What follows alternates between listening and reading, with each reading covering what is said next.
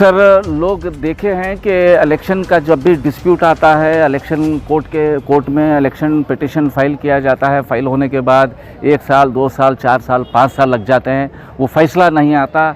वो जो पीरियड होता है उसका पीरियड ख़त्म होता है, लेकिन कोर्ट से, अदालत से फ़ैसला नहीं आता है। लेकिन गुलबर्गा शहर में एक तारीख़ी फ़ैसला हम लोगों के सामने आया। वार्ड नंबर 24 का जो सिटी कॉरपोरेशन का जो इलेक्शन था, वो इलेक्शन में यहाँ पर सैयदा नूर फातिमा ने 3rd एडिशनल डिस्ट्रिक्ट कोर्ट के सामने इलेक्शन पिटिशन फाइल किया कि जो बीजेपी की उम्मीदवार प्रियंका अम्बरेश थी, उनकी जो डेट ऑफ बर्थ इलेक्शन जब नॉमिनेशन फाइल कर रहे थे उस वक्त उनकी क्वालिफाइड एज नहीं थी।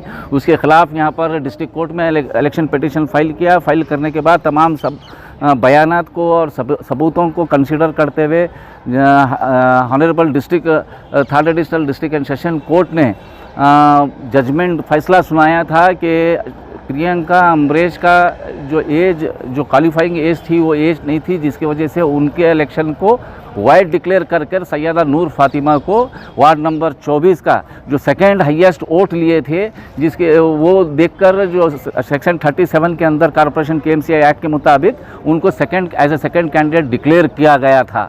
वो डिक्लेयर करने के बाद यहाँ पर हाई कोर्ट में जुमला 3 MFA अपील हाईकोर्ट में दाखिल किए गए, जिसमें एक अपील प्रियंका अम्बरेश की थी, दूसरी अपील हिना उरूज की और तीसरी अपील और एक जो कांग्रेस के उम्मीदवार थे उन्होंने अपील फाइल किया। लेकिन फैसले से पहले कांग्रेस के जो उम्मीदवार थे उन्होंने अपनी अपील को विड्रॉ किया। तो बचे हुए जो अपील थे हिना उरूज के और प्रियंका अम्बरेश के, वो 2 अपील पे वहाँ पर हाईकोर्ट के सामने बहस हुई।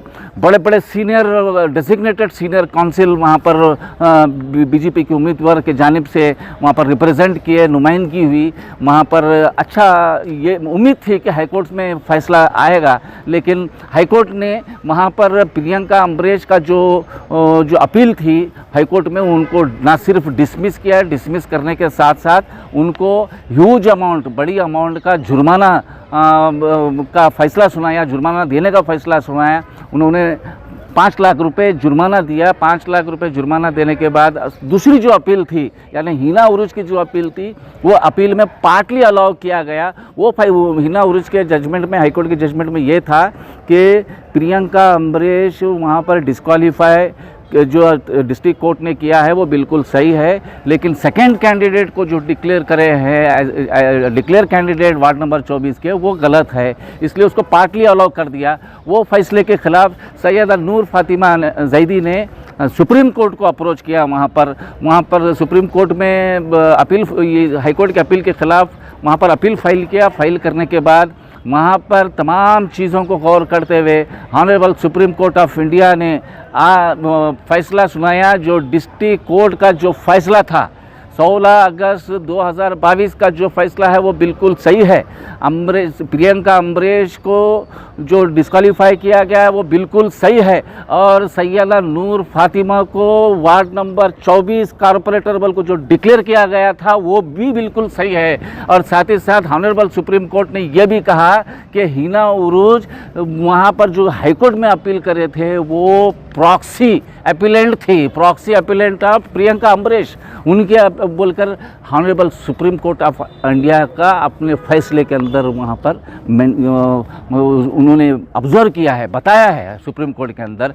तो यहाँ पर मैं तमाम लोगों को मैं मुबारकबादी देना चाहता हूँ कि ये एक तारीख़ी, हकीकत में ये एक तारीख़ी फ़ैसला सुप्रीम कोर्ट के जानिब से आया।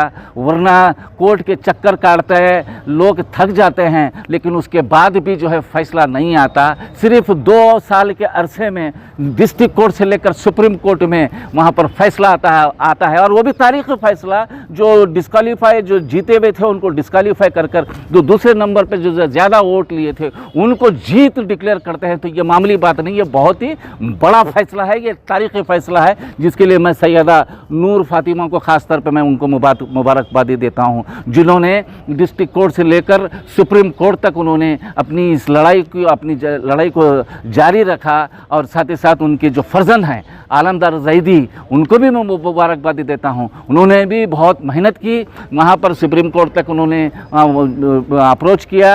और तमाम जितनी भी हमारी एडवोकेट्स की टीम थी, चाहे वो सत्तर मालगत्ती साहब रहने दो, शरण गौड़ा पाटिल रहने दो, उस्ताद जाकिर हुसैन रहने दो, तमाम जितने भी लोग इसके अंदर इन्वॉल्व थे, तमाम लोगों को भी मैं मुबारकबादी देना चाहता हूं, क्योंकि ये फ़ैसला मामूली फ़ैसला नहीं है, ये बहुत ही बेहतरीन फ़ैसला है। ये लैंडमार्क फ़ैसला भी बोल सकते हैं। आने वाले जितने भी इलेक्शन होंगे, जितने भी नॉमिनेशन फाइल करेंगे, वहाँ पर हर चीज़ बताना होगा। लोगों का नाम सिर्फ इलेक्शन ऑफिसर को बताना नहीं है, हकीकत में ये उन अवाम को बताना है जो तुमको वोट डालते हैं, उनको अगर सप्रेस अगर करते हैं तो वहाँ पर कोर्ट देखेगी कि तुम वहाँ पर वोटर के साथ वहाँ पर सप्रेशन किए हैं। तुम उनको जो मालूमात वोटर्स को बताना है वो उनका हक है, वोटर्स का हक है। वो मालूमात देखने के बाद ही मुतासिर होकर आप वोट डालते हैं। तो यहाँ पर जमहूरियत की भी जीत हुई है, जिसके लिए मैं फिर एक बार तमाम लोगों को मुबारकबाद देता हूँ। शुक्रिया। पिछले महीना दिसंबर 9 तारीख को जो सुप्रीम कोर्ट का ऑर्डर आया था कि जो मेरा इलेक्शन पिटीशन चल रहा था गुलबर्गा डिस्ट्रिक्ट कोर्ट में, जहाँ पर थर्ड एडिशनल डिस्ट्रिक्ट कोर्ट ने मुझे इलेक्शन पिटीशन डालने के बाद सेकेंड कैंडिडेट को जो विन दिए थे कॉर्पोरेशन इलेक्शन में, उसके बाद वहाँ पर बीजेपी की तरफ से और इंडिपेंडेंट कैंडिडेट की तरफ से हाई कोर्ट में अपील डाली गई कि जो डिस्ट्रिक्ट कोर्ट का जजमेंट है उसे सेटिसाइड कर वहाँ पर वार्ड नंबर 24 में फिर से इलेक्शन किया जाए। तो हाई कोर्ट में बीजेपी की जो पिटीशन अपील जो फाइल की गई थी कि डिस्ट्रिक्ट कोर्ट का जो जजमेंट है वो गलत है, तो हाई कोर्ट ने वो पिटीशन को भी डिसमिस करते हुए उनके ऊपर 5 लाख रुपीज़ का फ़ाइन डाला था। जो बोकस और fake documents, fake birth certificate बनाने के लिए हाई कोर्ट ने 5 लाख रुपीज़ का फ़ाइन डालकर वो पिटीशन को डिसमिस की थी। फिर उसके साथ ही साथ इंडिपेंडेंट कैंडिडेट जो के 47 वोट लिए थे, वो लोग को प्रॉक्सी बोलकर एक कैंडिडेट बनाकर हाई कोर्ट में अप्रोच किया गया था। जो हाई कोर्ट के जजमेंट में भी जहाँ पर डिस्ट्रिक्ट कोर्ट के ऑर्डर को स्टे करने की बात आई थी, हाई कोर्ट के जज ने भी ये कैंडिडेट को जो अपील डाले हैं उनको प्रॉक्सी करके हाई कोर्ट ने भी कहा था कि ये कैंडिडेट प्रॉक्सी हम इन्हें स्टे नहीं दिया सकते। तो उसके बाद फिर वहाँ पर जज साहब चेंज हो गए। फिर उसके बाद हमारा जजमेंट आया कि बीजेपी की जो पिटीशन थी उसको डिसमिस की गई, और एक जो इंडिपेंडेंट कैंडिडेट की जो 47 वोट लिए हैं हमारे वार्ड से, उनकी पिटीशन को हाई कोर्ट ने पार्टली अलाउ करते हुए वार्ड नंबर 24 में फिर से इलेक्शन करने का फैसला सुनाया था। वही फैसले को हम इमीडिएट सुप्रीम कोर्ट में चैलेंज किए। सुप्रीम कोर्ट में ये चैलेंज किए थे कि हम जो सेकेंड कैंडिडेट को जो दिए बोल रहे हैं, जो KMC कर्नाटका म्यूनसिपालिटी एक्ट है सेक्शन 32 सब क्लॉज 2 में ये क्लियर किया गया है कि जहाँ पर इलेक्शन पिटीशन फाइल की जाती है, जहाँ पर कुछ गलत रीज़न्स जो उनके डॉक्यूमेंट्स फेक डॉक्यूमेंट्स लगाते हैं या कोई चीज़ छुपाते हैं, तो वैसे कैंडिडेट को डिस्क्वालीफाई कर सेकेंड कैंडिडेट को विन दे सकते हैं बोलकर KMC एक्ट में है। तो इसी को यही KMC एक्ट को हमने सुप्रीम कोर्ट में हमारे जो सीनियर एडवोकेट्स हैं, सुप्रीता शरण गौड़ा पाटिल और बैरिस्टर एडवोकेट शरण गौड़ा पाटिल और एडवोकेट पांडे साहब, ये तमाम लोगों ने सुप्रीम कोर्ट के सामने अच्छी बहस करते हुए अल्हम्दुलिल्लाह हमें पिछले महीना 9 दिसंबर को ये सुप्रीम कोर्ट का फैसला आया है कि जो हाई कोर्ट के जो पिटीशन जो अपील फाइल की गई थी बीजेपी और इंडिपेंडेंट कैंडिडेट की जानिब से, उसको सेटिसाइड कर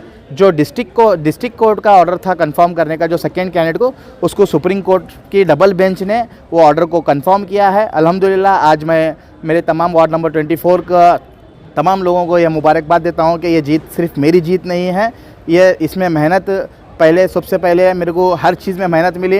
अल्लाह का शुक्रगुजार करता हूँ मैं। अल्लाह मुझे हर मोड़ पर जो मेरे को कामयाबी मिलना था वो तमाम मुझे देते गया। उसके बाद इस केस को जो एक बेस बनाकर जो लड़ने की ताकत इस केस को जो दी गई है, जनाब मैं मज़हर हुसैन एडवोकेट साहब का शुक्रिया अदा करता हूँ जो केस को एक बनाया। उसके बाद मैं सत्तार मालगत्ती साहब का शुक्रिया अदा करता हूँ और जनाब एडवोकेट जाकिर हुसैन साहब का इसमें शुक्रिया अदा करता हूँ। फिर लियाकत पटेल साहब का, लियाकत उस्ताद का उनका शुक्रिया अदा करता हूँ कि ये केस को ये लोग डिस्ट्रिक्ट कोर्ट में और हाई कोर्ट में जो मेहनत कर कर लड़े हैं, जो कंटिन्यू मैं तो ऐसा देखा हूँ कि लास्ट के 1-2-3 महीने जब जजमेंट के थे हमारे एडवोकेट्स होते नहीं थे, ये जजमेंट्स निकाले, वो पॉइंट्स पकड़े।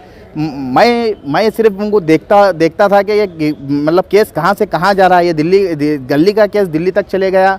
तो मैं मेरे तमाम वार्ड के अवाम को मुबारकबाद देता हूँ। मैं मेरे लिए जो दुआ किए हैं, मेरे लिए जो यह केस में बहुत सारे लोगों की मेहनत है, वो तमाम लोगों को मुबारकबाद देता हूँ, उनका शुक्रिया अदा करता हूँ। साथ ही साथ हमारे जितने भी एडवोकेट्स यहाँ पर जो फ़ाइट किए हैं, मैं सबको मुबारकबाद देते हुए उनका दिल से शुक्रिया अदा करता हूँ।